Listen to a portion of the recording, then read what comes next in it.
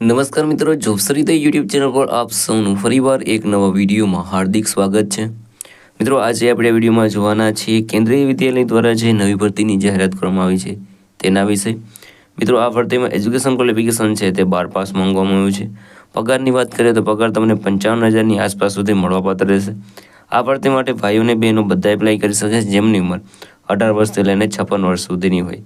તો મિત્રો, આજે આપણે વિડીયોમાં જોવાના છીએ કેન્દ્રીય વિદ્યાલય સંગઠન દ્વારા જે નવી ભરતીની જાહેરાત કરવામાં આવી છે તેની સંપૂર્ણ માહિતી। જો તમને આ વિડીયો પસંદ આવે તો વિડીયો લાઇક કરજો, શેર કરજો અને આ ચેનલ પર પહેલી વખત આવ્યા હોય તો ચેનલ સબસ્ક્રાઇબ કરી લેજો જેથી આવનાર નવા વિડીયોની માહિતી આપ સુધી પહોંચી શકે। તો આપણે જઈશું કેન્દ્રીય વિદ્યાલય દ્વારા જે નવી ભરતીની જાહેરાત કરવામાં આવી છે તેની ડિટેલ ઉપર અને સંપૂર્ણ માહિતી મેળવીએ। તો મિત્રો, આપણે આવી ગયા છે કેવીએસ એટલે કે કેન્દ્રીય વિદ્યાલય સંગઠન દ્વારા જે નવી ભરતીની જાહેરાત કરવામાં આવી છે તેની ડિટેલ ઉપર। વેકેન્સીનું નામ છે કેવીએસ ભરતી 2026। ઓર્ગેનાઇઝેશનનું નામ છે કેન્દ્રીય વિદ્યાલય સંગઠન એટલે કે કેવીએસ દ્વારા ભરતી છે તે બહાર પાડવામાં આવી છે।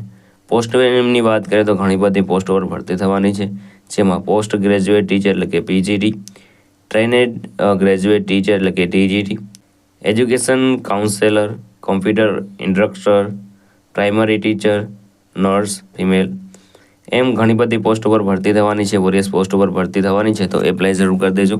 આ ભરતી માટે તમારે એપ્લાય છે તે ઓનલાઈન કરવાનું રહેશે। હુ કેન એપ્લાય, કોણ કોણ એપ્લાય કરી શકે છે તો ઓલ ઇન્ડિયાના મેલ અને ફિમેલ બધા આ ભરતી માટે એપ્લાય કરી શકે છે।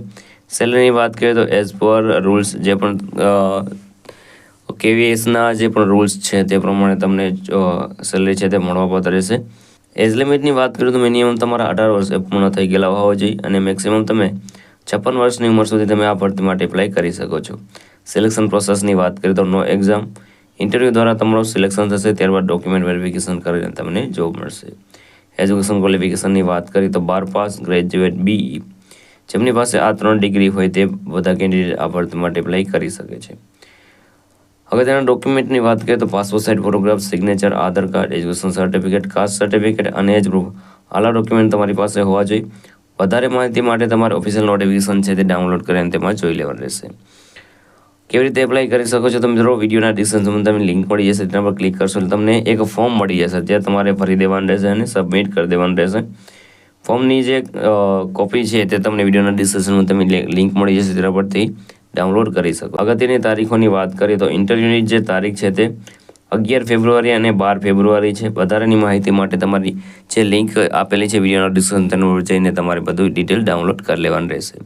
તો મિત્રો, આ હતું આજનું નોટિફિકેશન। જો તમને આ વિડીયો પસંદ આવે તો લાઇક કરજો, શેર કરજો અને આ ચેનલ પર પહેલી વખત આવ્યા હોય તો ચેનલ સબસ્ક્રાઇબ કરી લેજો જેથી આવનાર નવા વિડીયોની માહિતી આપ સુધી પહોંચી શકે।